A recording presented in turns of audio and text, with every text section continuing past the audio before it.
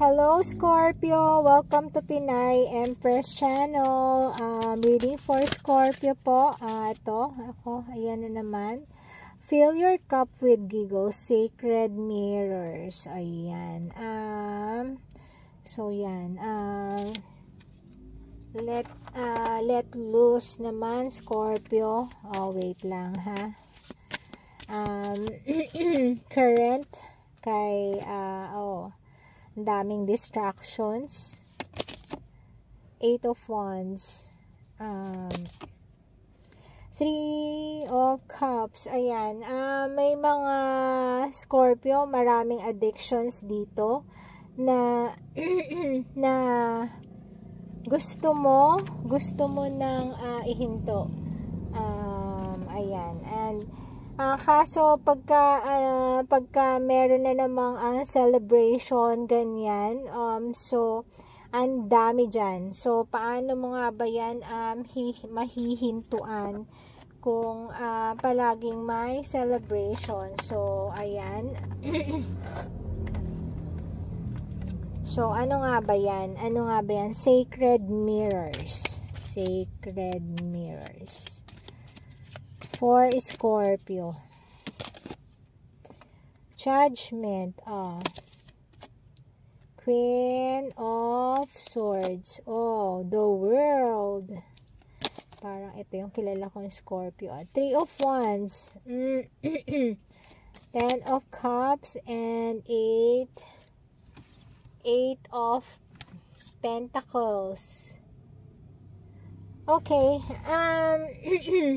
Judgment. So, maraming humuhusga sa nakikita nila sa'yo. Yung iba, masakit yung mga binabato nilang salita sa'yo. Pero kasi nasanay ka na ganun umikot yung mundo mo. And para kasing may hinihintay ka from the past na bumalik. And para sa'yo, yun ang parang magiging family mo, yun yung magiging happiness mo. So, wala kang pakialam sa mga sinasabi nila yan o lumalabas dito. Scorpio, kahit ganyan ang buhay mo, nagtatrabaho ka lang and then, ano ba ang ginagawa mo sa buhay mo? Parang ganon. Focus ka lang sa mga ginagawa mo and yung mga addiction mo parang parang nahihirapan kang putulin or Scorpio, maaari din na yung partner mo is siya yung may addiction, na nakikita mo siya na perfect para sa'yo, para maging family mo in future. Masaya ka sa feeling niya. Pero yun nga, may mga addiction siya sa past and pinipigilan niya ito. Pero parang ang fear mo na baka ibalik din niya in future. Baka ibalik niya yung dati niyang behavior.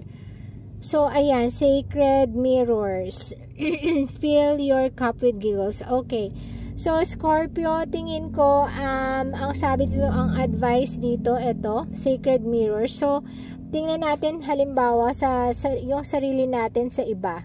If ever na nangyari sa atin yun, gusto ba natin na mahusgahan din tayo na hindi na natin kayang magbago?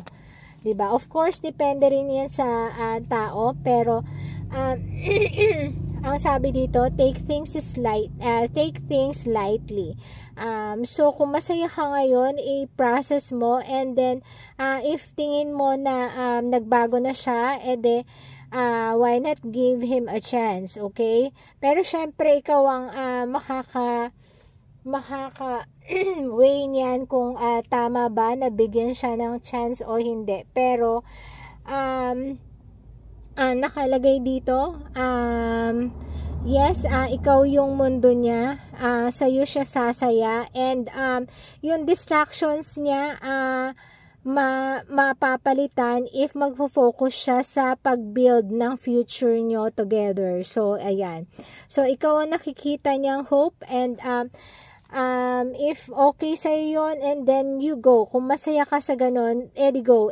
Pero pagka may fear ka naman na nararamdaman, so,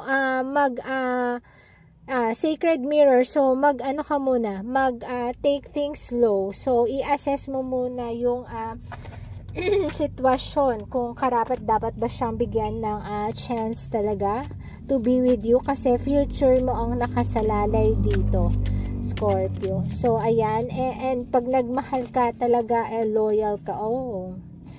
Tower, Page of Cups. Okay. Tower, Page of Cups. 8 of Cups. So, parang ang mangyayari dito, tingin ko, if hindi mo siya makitaan na talagang hininto na niya lahat ng addiction niya, and yung immaturity niya andyan pa rin, lalayo ka, hindi ka mag-aatubiling lumayo. Yun ang nakalagay dito, Scorpio. Yes, i-mirror mo lahat, i-assess mo lahat ang mga bagay-bagay, kasi tandaan mo, future mo ang nakasalalay dito. So, yun, Scorpio, heto muna for today, and thank you and God bless.